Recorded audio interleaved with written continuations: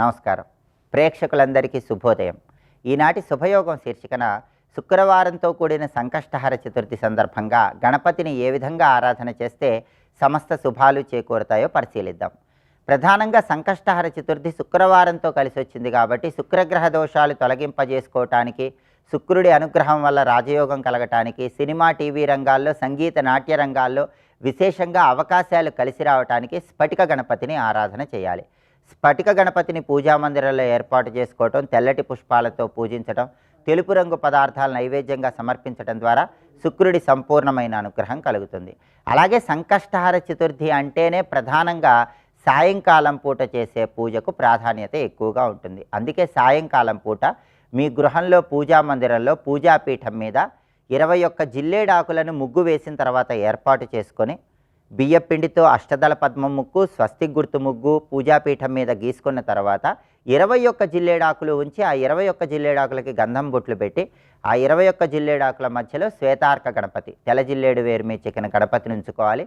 ఆ శ్వేతార్క గణపతికి జిల్లేడు పూల మాలికను అలంకరించి జిల్లేడు పుష్పాలతో పూజ చేస్తూ నమో హేరంబాయ మదమోదితాయ సంకష్టస్య నివారణాయ నమః శ్వేతార్క మూల నివాసాయ గణనాథాయ నమోస్తుతే ఈ 2 మంత్రాలు ఒక్కొక్క మంత్రం 21 సార్లు చొప్పున పఠించాలి. అలా పఠించిన తర్వాత గణపతికి క్షీరాన్న నైవేద్యంగా సమర్పించి ఆ క్షీరాన్నాన్ని బయట వెన్నెల్లో ఉంచి ఆ తర్వాత మళ్ళీ గణపతి దగ్గర ఉంచి ప్రసాదంగా స్వీకరించాలి.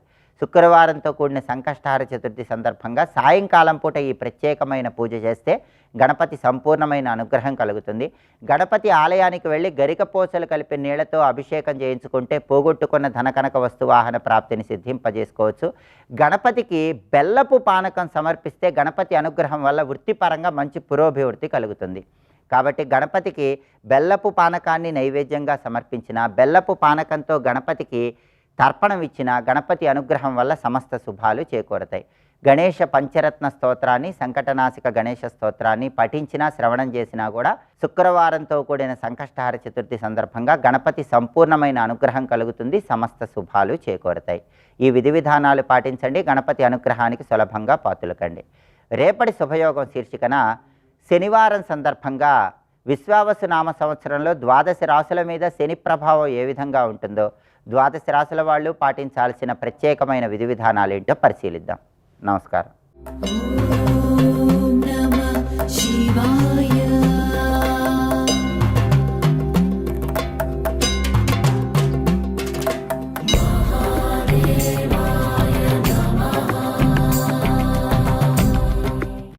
మహర్షి వేదవ్యాసుడు అష్టాదశ పురాణాల్లో ఒకటైన బ్రహ్మవివర్త పురాణంలో ఈ కాశీ రహస్యాన్ని మనకి అందిస్తున్నారు. సుమారు 36 అధ్యాయాల గ్రంథం ఇది. ఇక్కడ దీంట్లో విశేషమైన అంశములు ఎన్నో ఉన్నాయి.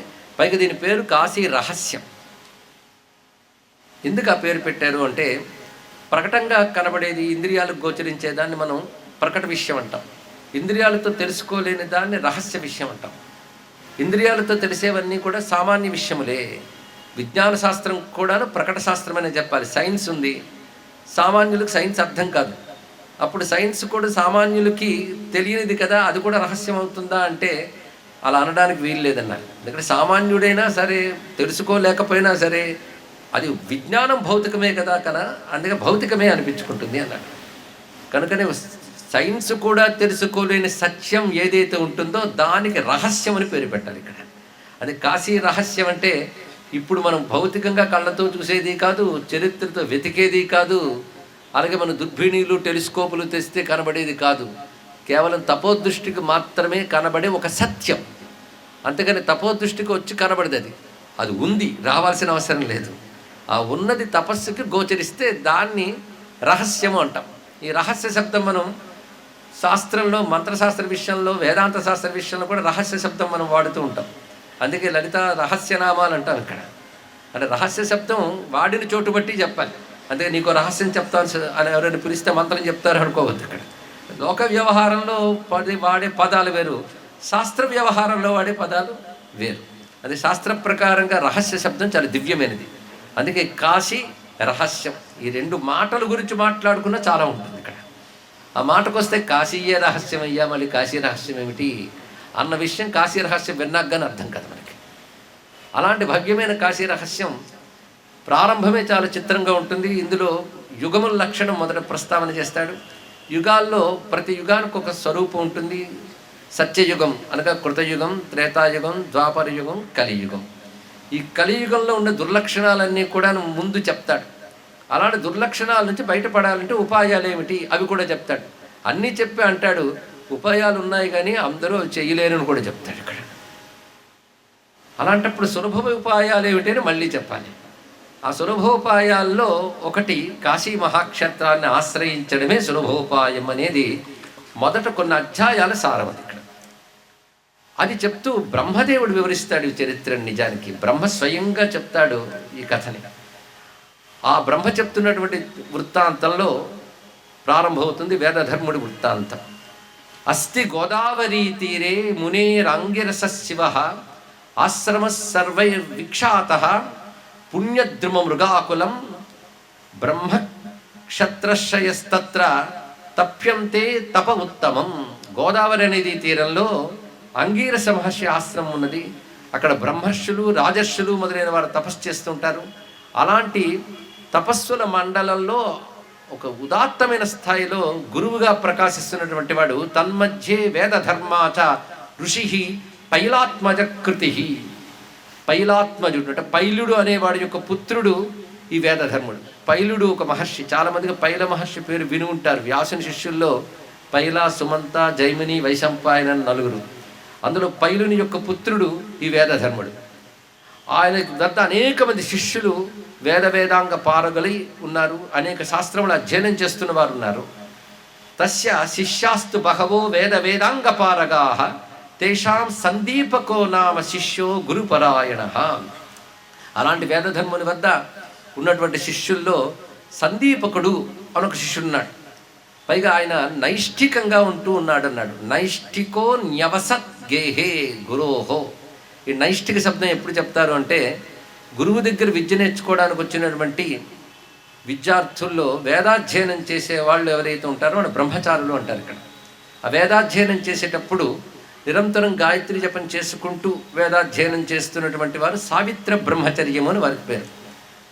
అలా గురువు ద్వారా విద్య నేర్చుకోగానే వారికి వివేక వైరాగ్యాలు కలిగి ఇంకా గృహస్థాశ్రమ స్వీకారం కూడా చెయ్యకుండా కేవలం మోక్షమే ప్రధానమని ఎవరైతే ఉంటారో వాళ్ళు మరి ఇటు అటు వెళ్లకుండా గురువుని ఆశ్రయించుకుని గురుసేవ చేస్తుంటారు. లేదా సన్యసించాలి.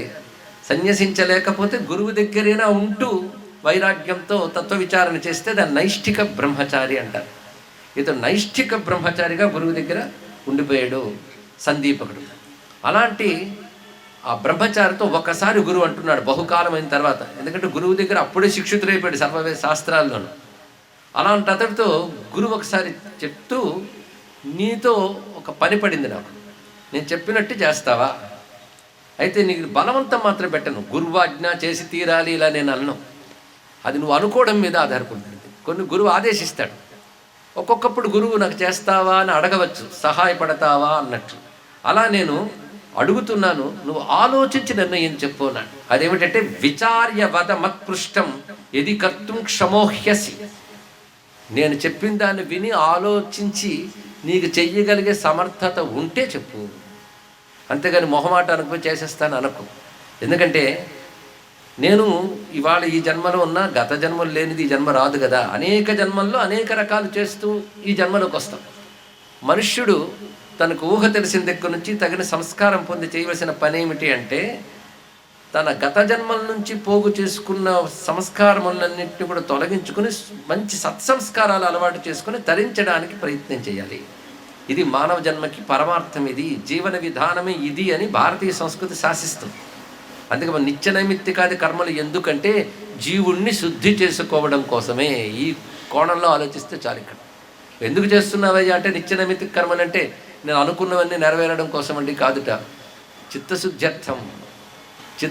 చిత్తశుద్ధి అంటే అర్థం ఏంటంటే అనేక జన్మల మాలిన్యములు ఉంటాయి, కర్మజన్మ మాలిన్యాలు. వాటిని తొలగించుకోవడం కోసం చేసే పని ఏదైతే ఉందో అది సత్కర్మ అవుతుంది. అది తొలగితే వచ్చే స్థితి పేరు చిత్తశుద్ధి అంటారు ఇక్కడ. అందుకే చిత్తశుద్ధి చాలా ప్రధానం. అందుకే చిత్తస్య శుద్ధయే కర్మ అని పెద్దలు ఎప్పుడు తీర్మానించారు. అది చెయ్యకపోతే దోషాలు వస్తాయి, చేస్తే చిత్తశుద్ధి వస్తుంది. సకామంగా చేసేమనుకోండి కొన్ని నెరవేరితే కొన్ని నెరవేరు, కర్మబలాలు ఉంటాయి కదా, మళ్ళీ జన్మలు వస్తాయి.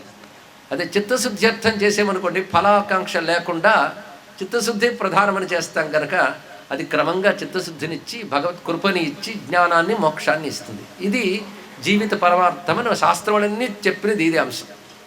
అందుకే మానవుడు పుట్టిన దగ్గర నుంచి చేయవలసింది, పుట్టిన దగ్గర నుంచి కంటే తగిన సంస్కారం పొందిన దగ్గర నుంచి చేయవలసినది తనను తాను శుద్ధి చేసుకోవడమే. దీన్నే మరొక మాట పాపక్షయార్థమని మరొకంటారు. ఈ రెండు మనం రోజు సంకల్పంలో అంటూ ఉంటాం, మర్చిపోతామేముందని. మమ ఉపాత్త దురిత క్షయార్థం, తర్వాత పరమేశ్వరి ప్రీత్యర్థం.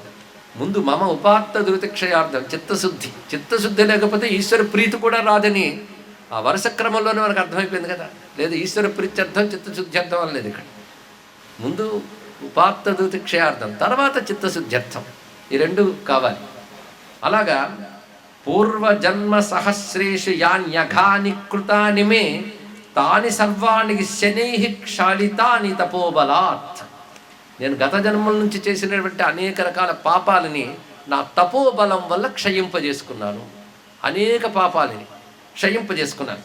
కానీ తాని సర్వాణి శనై క్షాళితాని, నెమ్మది నెమ్మదిగా, అంటే ఒక్క పూటలో పోయే పాపమా, అనేక జన్మల నుంచి చేసిన దానికి ఒక్క పూటలో పోతుందో, అందుకే నా తపోబలంతో నెమ్మది నెమ్మదిగా క్షయింపజేసుకున్నాను.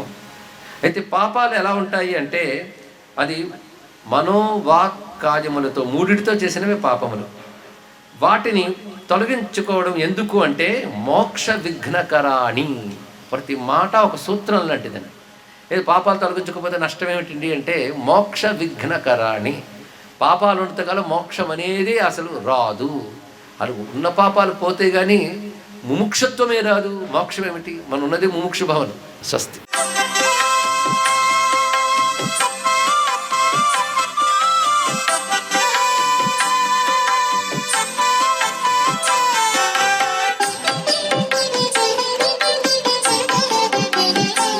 ఓం నమో నారాయణాయ.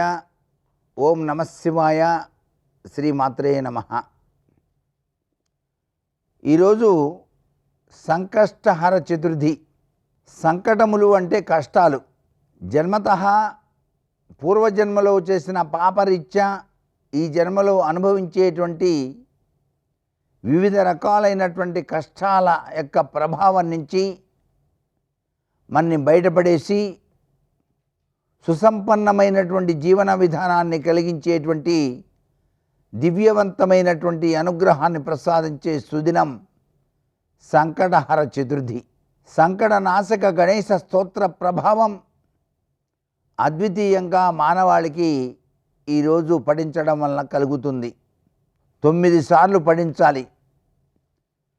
సంకట నాశక గణేశ స్తోత్రం. ప్రణమ్య శిరసాదేవం గౌరీపుత్రం వినాయకం అంటూ ప్రారంభించబడుతుంది. ఇలా ఎవరైతే 9 సార్లు పఠించి ఈరోజు ఉపవాసం ఉండి విఘ్నేశ్వరుని యొక్క పూజ చేసుకొని గరికతోటి 21 ఉండ్రాళ్ళు నైవేద్యంగా సమర్పించి 108 ఉండ్రాళ్లతో అష్టోత్తర శతనామావళి చేస్తూ స్వాహ అనేటువంటి తత్వాన్ని ఇమర్చి హోమాన్ని నిర్వహించాలి.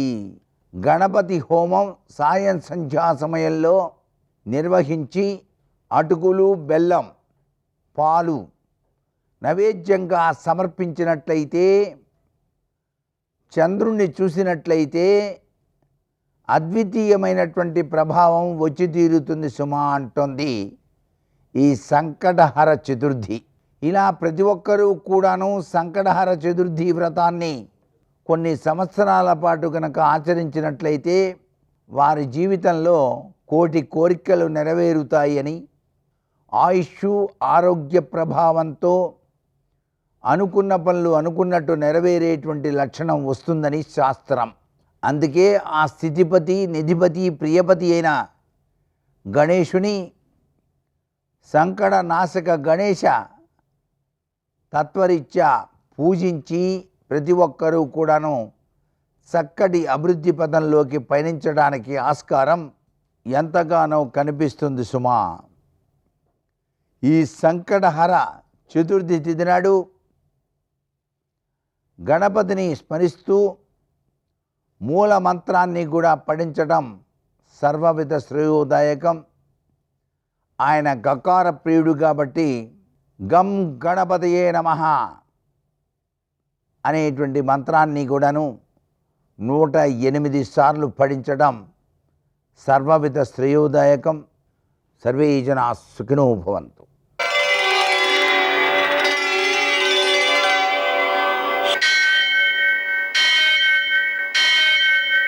सहस्रशीर्षं देवं विश्वाक्षं विश्वशम्भुवं विश्वं नारायणं देवमक्षरं परमं पदं विश्वतः परमां नित्यं विश्वं नारायणगुं हरिं विश्वमेवेदं पुरुषस्तद्विश्वमुपजीवति पतिं विश्वस्यात्मेश्वरगुं शाश्वतगुं शिवमच्युतं नारायणं महाज्ञेयं विश्वात्मानं परायणम् सूर्यशौर्यमथेन्दुरिन्द्रपदवी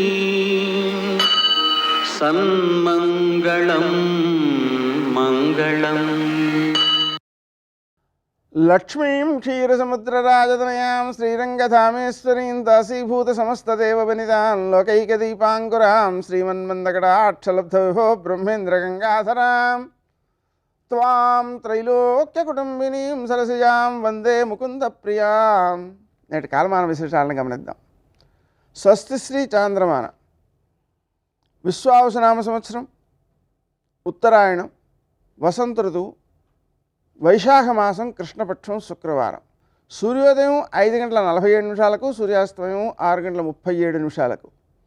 తిథి చవితి తెల్లవారుజామున 5:13 వరకు. నక్షత్రం మూల సాయంకాలం 4:04 వరకు. వర్జం మధ్యాహ్నం 2:20 నుంచి 4:04 వరకు. మరల రాత్రి 2:18 నుంచి 4:01 వరకు. దుర్ముహూర్తం ఉదయం 8:21 నుంచి 9:12 వరకు. మరల మధ్యాహ్నం 12:35 నుంచి 1:29 వరకు. అమృతకాలం ఉదయం 9:08 నుంచి 10:52 వరకు. రాహుకాలం శుక్రవారం కాబట్టి ఉదయం 10:30 నుంచి 12 గంటల వరకు. అష్టక వరకు రీత్యా శుభప్రదమైన సమయం ఉదయం 10 గంటలకి. నేటి విశేషం అమృతకాలం అష్టక వరకు రీత్యా శుభప్రదమైన సమయం కలిసి వచ్చిన శుభ సందర్భంలో ఔషధములు కొనుక్కోలేని వాళ్ళకి మనం ఔషధాలను అందించడం ద్వారా 1,000,000 గోదానములు చేసినటువంటి ఫలితాన్ని 1,000,000 రెట్లై వస్తుంది. అలాగనే వారికి అభయదానం ఇవ్వడం వల్ల ఈ ప్రపంచంలో జరిగే ఉన్న పుణ్యాలు ఏవైతే ఉన్నాయో, స్నానాలు, దానాలు, యజ్ఞాలు, తపస్సులు అన్నీ, ఆ పుణ్యాలన్నిటికంటే 16 రెట్లు ఎక్కువ పుణ్యం వస్తుంది. మరో విశేషం, ప్రదోషం ఉంది, సంకష్టహర చతుర్థి కూడా ఉంది. ఆ కారణంగా సూర్యాస్తమయం నుంచి 1:12 సమయంలో శుక్రవారం కాబట్టి మారేడు దళాలతో శివుణ్ణి పూజించడం, అటు తర్వాత సంకష్టహర చతుర్థి సందర్భంగా గణపతిని పూజించుకుంటూ 21 పుష్పాలతో, 21 పత్రాలతో, 21 చిమ్మిలి ఉండలు నైవేద్యం చేసి 21 చిమ్మిలి ఉండలు వాయనమిచ్చి ఆ సంకష్టహర చతుర్థి వ్రత కల్పాన్ని చదువుకుని రాత్రి 9:54 తర్వాత చంద్రుడు కనిపిస్తాడు కాబట్టి ఆయన్ని పూజిస్తే, ఆయనకి తర్పణాలు ఇస్తే ఆ వ్రతం పూర్తవుతుంది.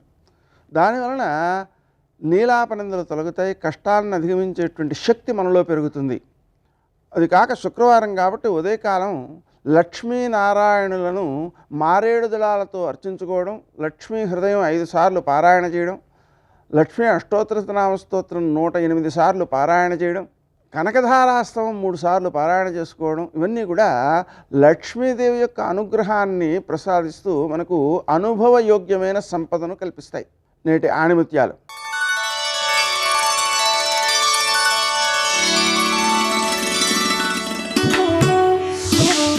నీకంటూ ఒక లక్ష్యం ఏర్పరచుకోకపోతే ఎవరో ఒకరు తమ లక్ష్యం కోసం నిన్ను వాడుకుంటారు.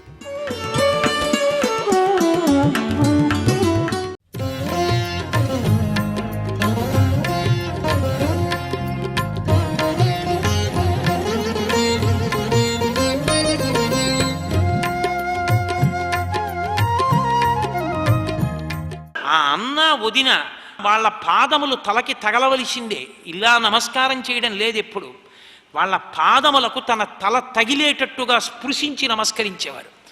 నమస్కరించి, అన్నయ్య 14 సంవత్సరములైందన్నయ్య చెప్పులేసుకుని, ఎంత బడలిపోయాయో, నాన్నగారి మాట నిలబెట్టడానికి ఎంత కష్టపడ్డావన్నయ్య, నీలాంటి అన్నకి తమ్ముళ్ళం అని ఏడుస్తూ సంతోషంతో ఆ పాదుకలు తొడిగాడు.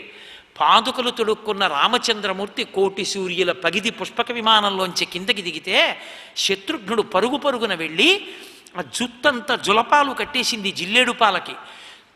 ఆ చురకుల్ని తీసుకొచ్చాడు. తను కేశఖండనం చేయించుకోకుండా, అది రాముడి ప్రేమ అంటే, ముందు తమ్ముళ్ళని చేయించుకోమన్నాడు. నేను చేయించుకుని ఇంకా మీరు అలా కనపడుతుంటేనే చూడలేనన్నాడు. ముందు తమ్ముళ్ళకి చేయించి తను చేసుకున్నాడు. ఆయన నిత్యాగ్నిహోత్రీకుడు, శిఖతో ఉండేవాడు.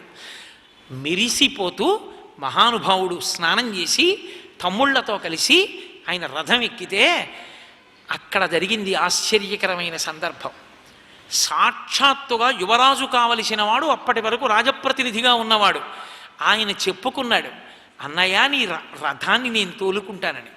పగ్గాలు పట్టుకుని భరతుడు సారథ్యం చేస్తున్నాడు. లక్ష్మణస్వామి, శత్రుఘ్నుడు ఇద్దరు పక్కన నించుని ఒకరు వింజామర వేస్తున్నారు, ఒకరు ఛత్రం పట్టారు. పట్టి వెళ్ళిపోతుంటే ఇద్దరు అలోమని ఏడిచారట వెంటనే గుండెలు బాదుకుని. ఎవరో తెలుసా? ఒకటి వానరులు ఏడ్చారు, రెండవది విభీషణుడు ఏడ్చాడు. ఎందుకని? ఆ విభీషణుడికి ఇద్దరు అన్నలు. ఒకడు రావణాసురుడు, ఏ సామాన్యుడు కాడు, అపారమైనటువంటి వీరుడు. కానీ ఆ అన్నయ్య పక్షాన్ని విడిచిపెట్టవలసి వచ్చింది. రాముడి పంచన చేరాడు. ఎన్నో మాటలు ఇంద్రజిత్ యొక్క రహస్యాలు చెప్పాడు, రావణ రహస్యాలు చెప్పాడు. తన కళ్ళ ముందు అన్నయ్య పడిపోయాడు. అంతటి మహావీరుడు 10 తలలు తెగిపోయి భూమి మీద పడిపోవడానికి కారణమయ్యాడు. ఇంకొక అన్నగారు కుంభకర్ణుడు చచ్చిపోయాడు. పుట్టింది 3, మిగిలింది ఒక్కడు, ఇద్దరు లేరు పక్కన. ఆ తమ్ముళ్ళు అన్నయ్యను అలా ప్రేమిస్తుంటే, నలుగురన్నదమ్ములు కలిసి నడుస్తుంటే, ఏమిటో బతికున్నన్నాళ్ళు కొట్టుకున్నాం, చచ్చిపోయాక చచ్చిపోయారు. ఇప్పుడేది? అన్నయ్య కాళ్ళు పడదామంటే ఏడి? అంతటి కీర్తివంతుడు, అంతటి మహావీరుడు. చెబితే విన్నాడా?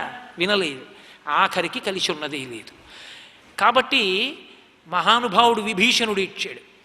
ఇక మిగిలినది వానరులు ఇచ్చారు. వాళ్ళు ఎందుకు ఏడవడం? అంతటి పరిపాలన చేశాడు, అంతటి పరాక్రమవంతుడు. రావణుణ్ణి కూడా తాక్కి చుట్టి సముద్రాల్లో ముంచాడు. అటువంటి వాడు వాలి. అన్నదమ్ములు దెబ్బలాడుకున్నారు. వద్దు వద్దు అన్నయ్య, అన్నయ్య నా తప్పు లేదన్నయ్య అని ఏడిచాడు సుగ్రీవుడు. అన్నయ్య నాకు తెలియదన్నయ్య, ఏడాది పాటు గుహ బయట ఉన్నానన్నయ్య, నువ్వు చచ్చిపోయావనుకున్నానన్నయ్య, మాట వినపడలేదన్నయ్య, రాక్షసుల అరుపులు వినపడుతున్నాయన్నయ్య, నెత్తురు నురగతో బయటికి వస్తోందన్నయ్య, నన్ను చంపుతారేమోనని గుహకి రాయడ్డం పెట్టి ఇంటికి వచ్చానన్నయ్య, నేను ఎవరికి చెప్పలేదు నువ్వు చచ్చిపోయావని. మంత్రులు పసిగట్టి నువ్వు చనిపోయావనుకుని నాకు పట్టాభిషేకం చేశారు. అన్నయ్య నీ యందు నాకు అన్యభావన లేదు, నువ్వు పట్టాభిషేకం చేసుకో, మళ్ళీ భృత్యుళ్ళ సేవిస్తానన్నాడు. వినలేదు. వినకుండా కట్టుబట్టతో తరిమేశాడు సుగ్రీవుణ్ణి. ఆయన భార్యని తన భార్యగా అనుభవించాడు తమ్ముడు బ్రతికుండగా. ఎంత ఏడుస్తూ తిరిగాడు. రాముడి పాదాలు పట్టుకుని అన్నయ్యని చంపించాడు. తన కళ్ళ ముందు అంత గొప్పవాడు అన్నగారు చచ్చిపోయి ఏడుస్తూ ఆఖరణ, ఒరే సుగ్రీవా, లేకలేక పుట్టిన కొడుకురా, నా మీద కోపం పెట్టుకోకురా, నీకు కొడుకే కదా, తమ్ముడివి, వీణ్ణి జాగ్రత్తగా చూడరా అని పుత్రవ్యామోహంతో అంగదుణ్ణి అప్పచెప్పి తనకి దేవేంద్రుడిచ్చినటువంటి హారాన్ని తీసి సుగ్రీవుడు మెడలో వేసి ప్రాణం విడిచిపెట్టేశాడు. సర్వం శ్రీ ఉమామహేశ్వర పరబ్రహ్మార్పణమస్తు. స్వస్తి.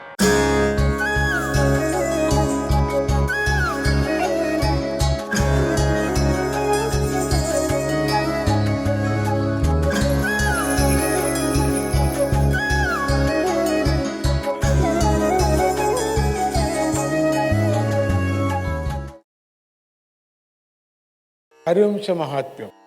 వ్యాస ప్రోక్త పద్మపురాణంలోని హరివంశ మహాత్మ్యం గురించి మొదట అధ్యాయంలో శ్రోత అయిన జనమేజయుడు ఇలా అడిగాడు. వైశంపాయన మహర్షి గారు, మీరు ఇదివరకు భారత శ్రవణ విధిని చెప్పి ఉన్నారు కదా ఇంతవరకే. ఇక హరివంశ శ్రవణ విధిని వివరించండి అని అడిగాడు.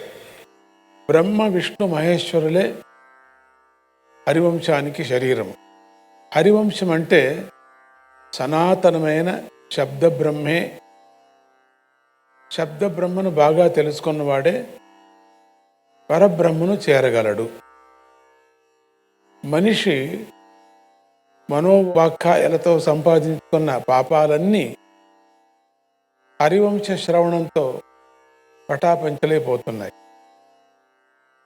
మనస్సుతో కానీ, మాటతో కానీ, ఇంద్రియాలతో కానీ 3 భాగాలుగా సంపాదన చేసుకున్నాడు పాపాలంతా. ఇవన్నీ కూడా ఈ హరివంశ శ్రవణంతో ఎవరు వింటారో వాళ్ళందరికీ కూడా ఆ పాపాలన్నీ కూడా పటాపంచలైపోతాయి. విష్ణు భక్తితో హరివంశ శ్రవణం చేస్తే అష్టాదశ పురాణాల శ్రవణం ఫలితం కూడా వస్తుంది. విష్ణులోక ప్రాప్తి కూడా లభిస్తుంది. కానీ కలియుగంలో దీనిని వినేవారే తగ్గిపోతారు. ముందు రోజుల్లో ఈ హరివంశం అంటే ఏం తెలీదు. వినేవాళ్ళు కూడా అరుదైపోతారు, చెప్పేవాళ్ళు ఉండరు. మంచి బుద్ధి పిల్లలు కావాలనుకునే స్త్రీలు ఈ హరివంశాన్ని తప్పకుండా వినాలి. అలాగే చిన్న పిల్లలను చంపిన పురుషుడు ఆ పాపం పరిహారం కోసం హరివంశాన్ని వినాలి. అలాగే పిల్లలు పుట్టి కూడా మరణిస్తూ ఉంటే స్త్రీలు కూడా ఈ హరివంశాన్ని వినాలి.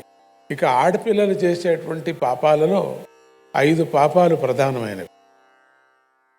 అకారణంగా పువ్వులను నలిపివేయటం, అకారణంగా పళ్ళు కోసి ముక్కలు చేసి పాడు చేయటం, పిల్లలకు వారి తల్లిదండ్రులకు ఎడబాటు కల్పించటం. ఇలాంటి పాపాలు చేసిన స్త్రీలకు పై జన్మలో అసలే రజస్వాల కాకపోవటం కానీ, పుట్టిన పిల్లలు మరణించటం కానీ, లేదా గర్భస్రావాలు అయిపోతూ ఉండటం కానీ, లేదా 2వ సంతానం లేకపోవడం కానీ ఇలాంటి దోషాలు సంభవిస్తాయి. ఇలాంటి దోషాలను నన్ను వింటే పోగొడతానని హరివంశం గర్జిస్తుంది. ఎవరు నన్ను వింటే, హరివంశాన్ని ఎవరు వింటారో వాళ్ళందరికీ కూడా ఈ పాపాలన్నీ పోతాయండి. పిల్లలు పుట్టి మరణిస్తూ ఉంటే 7 సార్లు వినాలి.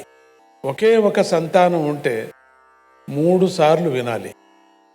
అందరూ ఆడపిల్లలే పుడుతూ ఉంటే పుత్ర సంతానం కోసం ఒకసారి వినాలి. ఇలాంటి దోషాలు ఏమీ లేకపోయినా జీవితంలో హరివంశాన్ని ఒకసారి వింటే పై జన్మలో ఇలాంటి దోషాలు కలగవు. ఈ దోషాలు ఉండేవాళ్లే హరివంశాన్ని వినాలనేమి లేదు. ఈ దోషాలు ఏమీ లేనటువంటి వాళ్ళు కూడా వింటే ఇటువంటి పాప కూపంలో పడరు వాళ్ళని. హరివంశాన్ని అర్థం తెలుసుకుంటూ చదవటం ఉత్తమం. అర్థం తెలియకపోయినప్పటికీ కూడా తప్పులు లేకుండా చదివితే మధ్యమం. 9 రోజుల్లో పారాయణం చేయటం ఉత్తమం. 21 రోజుల్లో చేయటం మధ్యమం. 31 రోజుల్లో చేయటం అధమం. ఏది చేతనైతే అది చేయవచ్చు. కలియుగంలో అది సాధ్యం కాకపోతే ఎన్ని రోజుల్లో పూర్తి చేయగలిగితే అన్ని రోజుల్లో పూర్తి చేయవచ్చు. అయితే ఈ పారాయణ భర్త చేయాలి, భార్య గోవ్రతం చేయాలి. గోవ్రతం అంటే ఒకానొక శుద్ధ చవితి నాడు తెల్లవారుజామునే లేచి గోపూజ చేసి ఆవుకు మేత వేసి పొలానికి పంపాలి, లేదా ఇంట్లోనే మేత వేయాలి. సాయంత్రం దాకా ఆవు మేసి దూడకు పాలు ఇచ్చేదాకా ఆగి అప్పుడు మళ్ళీ గోపూజ చేయాలి. మళ్ళీ మేత వేసి వరి అన్నం కూడా స్వయంగా వండి పెట్టాలి. అప్పటిదాకా ఆ స్త్రీ పచ్చి మంచినీళ్ళు కూడా ముట్టుకోరాదు. ఇదే గోవ్రతం.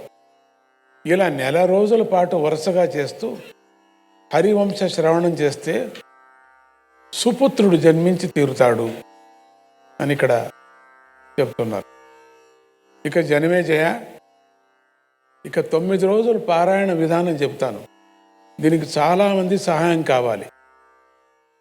ఒక వివాహానికి కావలసినంత ధన సంపదను సమకూర్చుకోవాలి. జ్యోతిష్కులతో మంచి ముహూర్తం పెట్టించుకోవాలి. ఆషాఢము, శ్రావణము, భాద్రపదము, ఆశ్వీజము, కార్తీకము, మార్గశిరం అనేటువంటి 6 మాసాలు హరివంశ శ్రవణ ప్రారంభానికి ఉత్తమమైనటువంటిది. ఇంట్లో హరివంశ శ్రవణం ఏర్పాటు చేసుకుంటున్నామని బంధుమిత్రులందరికీ లేఖల ద్వారా వార్తలు పంపి ఆహ్వానించాలి. బంధువులు కాకపోయినా విష్ణు భక్తులకు, సత్పురుషులకు ఆహ్వానాలు పంపించాలి. వాళ్ళు సకుటుంబంగా వస్తే వారందరికీ కావలసిన వసతి ఏర్పాట్లు చేయాలి. ఈ హరివంశ శ్రవణాన్ని పుణ్యక్షేత్రంలో కానీ, అరణ్యంలో కానీ, కుదరకపోతే స్వగృహంలో కానీ చేసుకోవచ్చు. ఇంట్లో చేసుకున్నట్లయితే ఇంట్లోని సామాన్లన్నీ ఒక మూలకు సర్ది శ్రోతలకు సౌకర్యాలు చేయాలి. బయట ఏర్పాటు చేసేటట్లయితే స్థలాన్ని బాగా శుద్ధి చేసి ముగ్గులు పెట్టి పందిళ్ళు వేసి ఏర్పాటు జాగ్రత్తగా చేయాలి. ప్రవచనకర్త కూర్చొనేటువంటి వేదికను అరటి స్తంభాలతోనూ, తోరణాలతోనూ, వస్త్రాలతోనూ చక్కగా అలంకరించాలి. శ్రోతులు కూర్చునేటువంటి స్థలాన్ని కూడా మెట్లుగా 7 లోకాల క్రింద 7 లోకాల పైన ఉండేటట్లుగా ఏర్పాటు చేయాలి. వినే శ్రోతల గౌరవానికి తగినట్లుగా ఆసనాలు కూడా ఏర్పాటు చేయాలి. వక్త, శ్రోతలు ఎదురుబదురుగా కూర్చోవటం మంచిది కాదు. వక్త తూర్పు ముఖంగా ఉంటే శ్రోతలు ఉత్తరముఖంగా ఉండాలి. వక్త ఉత్తరముఖంగా ఉంటే శ్రోతలు తూర్పు ముఖంగా ఉండాలి. ఇక ప్రవచనకర్త పండితుడు, ఉపన్యాస సమర్థుడు, విష్ణుభక్తిశీలుడు, విరక్తుడు, రకరకాల ఉదాహరణలు చెప్పడంలో నేర్పరి, సదాచార సంపన్నుడు, దయాశీలుడు అయి ఉండాలి. వక్త గుణహీనుడైతే ఫలితం ఏమి వస్తుంది అని ప్రశ్న అడిగినప్పుడు వక్తకు ప్రక్కన మరొక సహాయక వక్తను కూడా ఏర్పాటు చేసుకోవాలి. ఇతడు కూడా మొదటి వక్త అంత సమర్థుడుగా ఉండాలి. వక్త ఒకరోజు ముందుగానే క్షౌరం చేయించుకొని ప్రవచన దీక్షకు సిద్ధంగా ఉండాలి. ప్రవచనం ప్రారంభమయ్యే రోజున వక్తకు, శ్రోతకు కూడా తారాబల చంద్రబలాలు సరిపోయేటట్లుగా చూసుకోవాలి. ఎంత అద్భుతమైనటువంటి విచారాన్ని చెప్పుకొని వస్తున్నారు. ఈ సద్గ్రంథాన్ని పారాయణం చేసే విధానాన్ని చెప్పుకొని వస్తున్నారు. అట్లా చెప్తూ తర్వాత ఏం చేయాలంటే, మనం ఇందాక చెప్పుకున్నట్టుగా అరుణోదయే వినిర్వర్త్య శౌచం స్నానం సమాచరేత్ నిత్యం సంక్షేపతః కృత్వా సంధ్యాధ్యం ప్రయతస్తతః. సుముహూర్తం రోజున నిత్యానుష్ఠాలు సంగ్రహంగా పూర్తి చేసుకొని విఘ్న నివారణ కోసం గణపతి పూజ చేసి, ఆ తరువాత లక్ష్మీదేవితోనూ పుత్రులతోనూ కలిసి ఉన్నటువంటి గోపాలకృష్ణుడికి సంగ్రహంగా పూజ చేసి, ఆ తర్వాత హరివంశ పురాణ శ్రవణం చేస్తానని ప్రవచనకర్త శ్రవణం చేస్తానని శ్రోత శాస్త్రోక్తంగా సంకల్పం చేయాలి. ఇద్దరు కూడా నేను చెప్తున్నానని ఆయన సంకల్పం చేయాలా, నేను వింటున్నానని మనం వినేవాళ్ళు కూడా చేయాలి. ఆ తర్వాత శ్రోత ప్రవచనకర్తను పూజించి వస్త్రాది దానాలు చేసి అతన్ని ప్రవచనకర్తగా వరించాలి. ప్రవచనకర్త ప్రవచనం చేయటానికి అంగీకరించి తన కుడి చేతి శ్రోత చేత రక్షాబంధనం చేయించుకోవాలి. ఆ తర్వాత వక్త శ్రోత ఇద్దరూ కలిసి ఈ క్రింది శ్లోకంతో వ్యాస భగవానుని ప్రార్థించాలి. నమస్తే భగవన్ వ్యాస సర్వశాస్త్రార్థకోవిద. నమస్తే భగవన్ వ్యాస సర్వశాస్త్రార్థకోవిద. బ్రహ్మ విష్ణుమఖేశాన మూర్తే సత్యవతీ సుత. మూర్తే సత్యవతీ సుత అని వ్యాసుడిని ప్రార్థన చేస్తూ, సర్వశాస్త్ర పండితుడవు, బ్రహ్మ విష్ణు మహేశ్వర మూర్తివి, సత్యవతీ పుత్రుడవు అయినటువంటి ఓ వ్యాస భగవానుడా, నీకు నమస్కారం. ఆ తర్వాత వక్త ప్రవచనం ప్రారంభించాలి. శ్రోత వక్త మీద గౌరవ భావంతో శ్రద్ధగా శ్రవణం చేయాలి. ఆ వక్తనే గురువుగా భావించాలి. ప్రవచనం జరిగేటప్పుడు అడ్డదిడ్డంగా వాదించే వారిని నాస్తికులకు దగ్గరకు చేర్చుకోకూడదు. అలా భక్తిగా శ్రవణం చేస్తే పుత్ర ప్రాప్తి మాత్రమే కాక పాప వినాశనం కూడా జరుగుతుంది. ఇక అధ్యాయం 3లో చెప్తున్నారు, రాజా, ఇందాక గోపాలకృష్ణ పూజ చేయాలని చెప్పాను కదా, ఆ విధానం చెబుతాను. హరివంశ శ్రవణంలో మంత్రజపం ముఖ్యం. అందుకోసం 5 ఋత్వికులను నియమించుకొని వారి చేత ద్వాదశాక్షరి మహామంత్రము, సంతాన గోపాల మంత్రము, మహారుద్ర జపము, పార్థివలింగ పూజ, గణనాథ మంత్రజపము చేయించాలి. అలాగే తగిన ప్రాయశ్చిత్తాలు చేసుకొని పితృదేవతలను కూడా తృప్తిపరచాలి. 5 మండలాలను స్థాపించి మధ్య మండలంలో గోపాలకృష్ణుని ప్రతిష్ఠించి చుట్టూతా పరివార దేవతాన్ని స్థాపించాలి. ఆ తర్వాత గోపాలకృష్ణుడికి పూజ చేసి ఆ తర్వాత హరివంశ గ్రంథానికి కూడా పూజ చేయాలి. ఆ తర్వాత కొబ్బరికాయ చేతిలో పట్టుకొని తన కోరికలు తీర్చమని గోపాలకృష్ణ దేవుణ్ణి ఏకాగ్రంగా దీనంగా ప్రార్థించాలి. ఇక శ్రవణం చేసే దంపతులు ఇంటి చింతలు, వ్యవహారాల చింతలు మానేసి శ్రద్ధగా శ్రవణం చేయాలి. శ్రద్ధను బట్టి సిద్ధి వస్తుంది. మంత్రే తీర్థే ద్విజే దేవే దైవజ్ఞే భేషజే గురు యాదృశీ భావన యస్య సిద్ధిర్భవతి తాదృశీ. మంత్రము, తీర్థము, బ్రాహ్మణులు, దైవము, జ్యోతిష్కుడు, ఔషధము, గురువు, వీటి విషయంలో మనకి ఎలాంటి భావం ఉంటే అలాంటి సిద్ధి లభిస్తుంది. పెద్దల నిర్ణయం గనుక గురుభక్తితోనూ శ్రద్ధతోనూ శ్రవణం చేయాలి. పొద్దున్నే కథాశ్రవణం ప్రారంభం చేయాలి. మధ్యాహ్నం 2 గడియలు విరామం ఇచ్చి మళ్ళీ సాయంత్రం దాకా కొనసాగించాలి. ఇక నవాహ దీక్షతో హరివంశ శ్రవణం చేసేవారు. కొన్ని నియమాలను పాటించడం చాలా ముఖ్యం. ఒకే పూట భోజనం చేయాలి. నేల మీదే పడుకోవాలి. బ్రహ్మచర్యం పాటించాలి. ఆదరవు లేనటువంటి అన్నమే తినాలి. పాయసం తినవచ్చు. శ్రవణ సమయంలో మలమూత్రాలు ఇబ్బంది లేకుండా ఉండటం కోసం ఆహారం స్వల్పంగా తీసుకోవాలి. శ్రవణం ప్రారంభం చేసినప్పటి నుంచి మలమూత్రాలు విసర్జించకూడదు. జాగ్రత్తగా ఉండాలి. శక్తి ఉంటే 9 రోజులు ఉపవాసం చేయవచ్చు. లేదంటే బియ్యం వేయించిన అన్నాన్ని వట్టి పాలతో తినవచ్చు. లేకపోతే కేవలం నెయ్యి కానీ కేవలం పాలు కానీ త్రాగి ఉండవచ్చు, లేదా వట్టి పళ్ళు తినవచ్చు.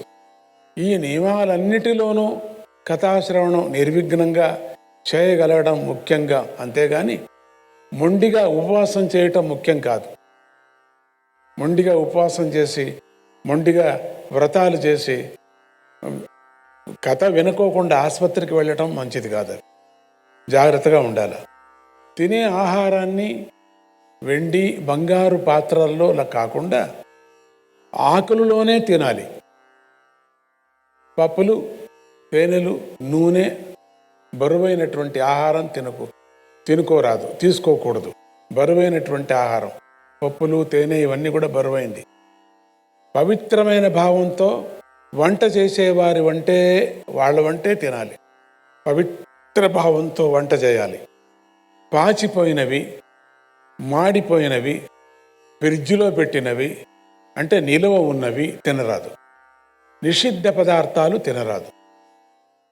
ఉల్లి, వెల్లుల్లి, ఇంగువ, చెట్టవ్రేళ్లకు వండేటువంటి పంటలు, అటువంటి పంటలు చెట్టవేళ్ళకి పండుతున్నాయి అవి అంటే గుమ్మడికాయ, మాంసము మొదలైనవి అసలే పనికిరావు. ప్రవచనకర్త కంటే తక్కువ ఎత్తు ఉన్న ఆసనంలోనే కూర్చొని వినాలి. అంతకంటే ఎక్కువ ఎత్తున్న ఆసనంలో కూర్చొని వింటే పై జన్మలో కాకి అయి పుడతాడు. పడుకొని కానీ, వ్రేళ్లాడి కానీ, వీరాసనంలో ఉండి కానీ కథాశ్రవణం చేయరాదు. అలా చేస్తే పై జన్మలో మద్ది చెట్టు అయి పుడతాడు. పడుకొని వినేవారు కొండ చిలువై పుడతారు. వక్తకు నమస్కరించి కథాశ్రవణం చేయాలి. ప్రవచనం జరుగుతూ ఉండగా దుర్వాదాలు చేయరాదు, మాటలాడకూడదు. అలా చేస్తే పై జన్మలో గాడిదిగా పుట్టి ఆ పై జన్మలో ఊసర వెళ్ళి అవుతాడు. ప్రవచనానికి విఘ్నం కలిగిస్తే 1,000,000 సంవత్సరాలు నరకం వస్తుంది. ఆ పై జన్మలో ఊర పందిగా పుడతారు. హరికథను అసలే వినుకోకుండా దూరంగా పోతే పై జన్మలో అడవి పందిగా పుడతాడు. ప్రవచనం జరుగుతూ ఉండగా ఇతర వార్తలు మాట్లాడకూడదు, ఫోన్లు చూడకూడదు, చిన్నపిల్లలను లాలించరాదు, పరిహాసము మాట్లాడరాదు, నవ్వుకోకూడదు, పిసి పిసి మాట్లాడుకోకూడదు, స్త్రీలతో సంభాషించరాదు.